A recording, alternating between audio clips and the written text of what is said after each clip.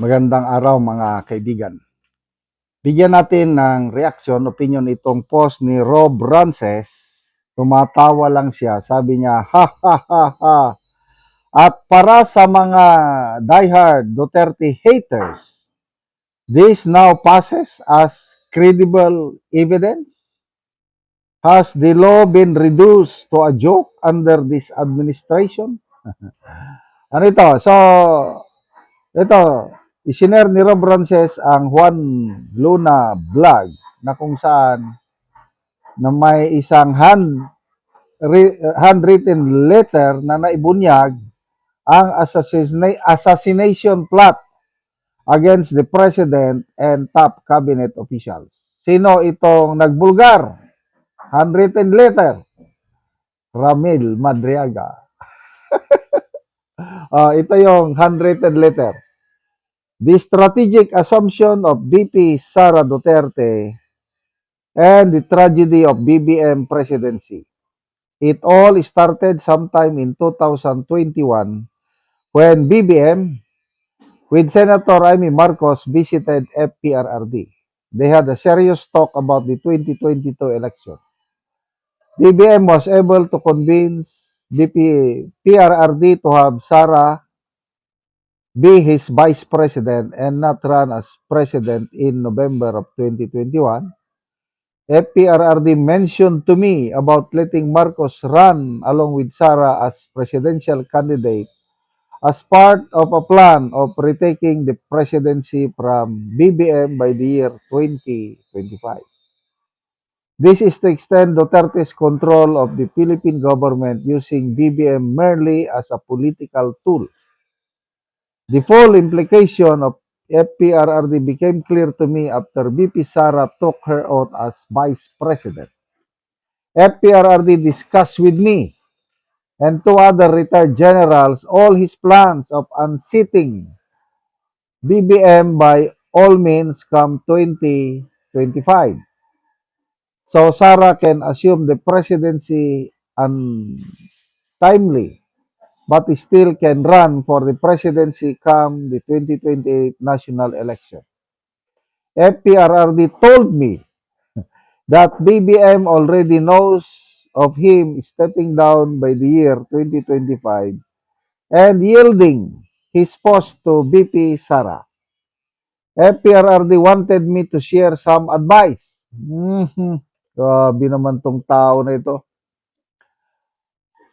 My advice was simply to create a separate security unit for the office of the Vice President, a security group distinct and independent from the PSG. I eventually recommended the newly built Camp Aguinaldo Training School to be the designated home base and headquarters, where all security training, strategic tactical transport would be handled. FPRRD then called up DND, DND Secretary Delphine Lorenzana to create a BPSPG and made the Camp Aguinaldo JHQ Training School its headquarters. The strategy is that BBM should only serve less than 4 years of presidency to make Sara still eligible to run as president by 2028. Part of the plan is to sabotage BBM's administration by creating issues that would lead to BBM's impeachment. In the event that BBM refused to honor the agreement and opted not to relinquish his post as president, extraordinary measures of overthrowing BBM should be considered, like impeachment, assassination by poisoning, or any other means, and the use of people power that will be triggered by FPRRD with the participation of active and retired AFP and PNP officers. This plan of overthrowing BBM, if all else fails, will be preceded by mass resignation of government officials, civil and religious sectors, and simultaneous rallies, assassination of government officials and officers, and civil disobedience. And lastly, assault of Malacanang Palace by hardcore Muslim, former AP and PNP intelligence, retired AP and PNP officers and personnel, and Mindanao men at arms, including fraternity groups affiliated with FPRRD. One of my assignments is to recruit anti-Marcos criminals and gang syndicates. A scheme of assassination of government officials whose top priority is to spearhead civil unrest followed by civil disobedience. Such unrest will be the gateway for a coup of military officers to stage a coup. This coup will be protected by another group that will not support a possible declaration of martial law.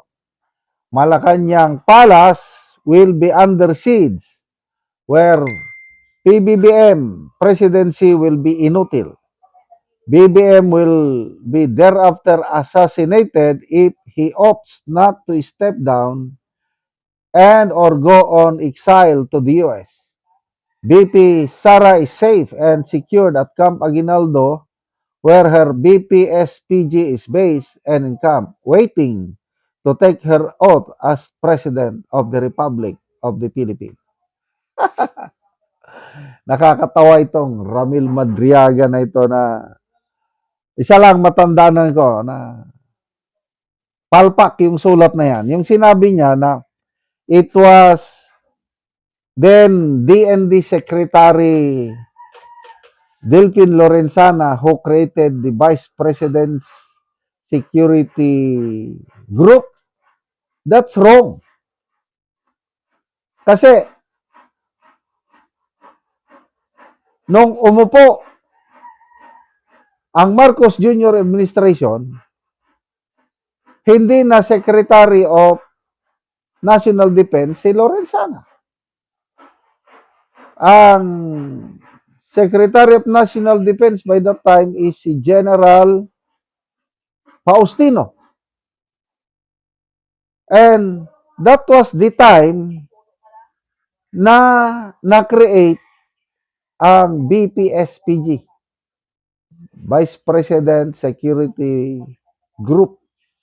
Kaya sinungaling itong Madriaga na ito. Iyan yung sinasabi nilang credible witness. Hallucinate. Tapos ito yung ebidensya nila. Ay, nako. Wala talaga. Ang director nito, sino? Dalawang director na palpak na director. Yung nasa likod ng utak ni Ramil Madriga sa paggawa ng mga kwento laban kay BP Sara. Salamat mga kaibigan sa inyong pagsubaybay sa ating channel.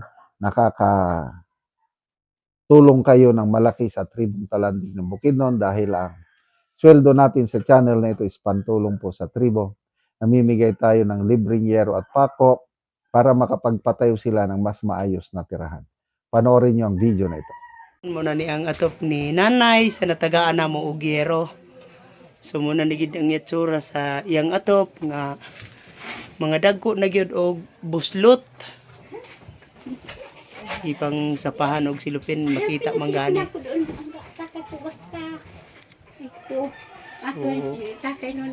Tungod sa kakaraan na. Titing pag ay matisa o kanyang ting na. Tekbang ka kasong kumanayan. Dagi-dagi nga pasalamat ko ha o kuan. O may bagya Karon mo na ni among gihatag nga yero.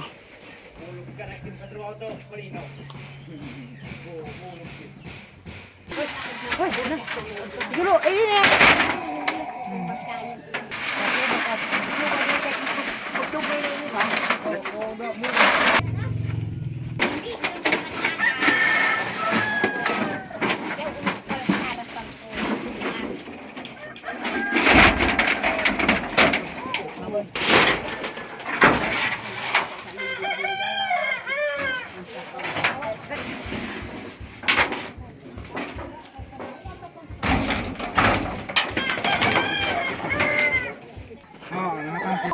ito, binag...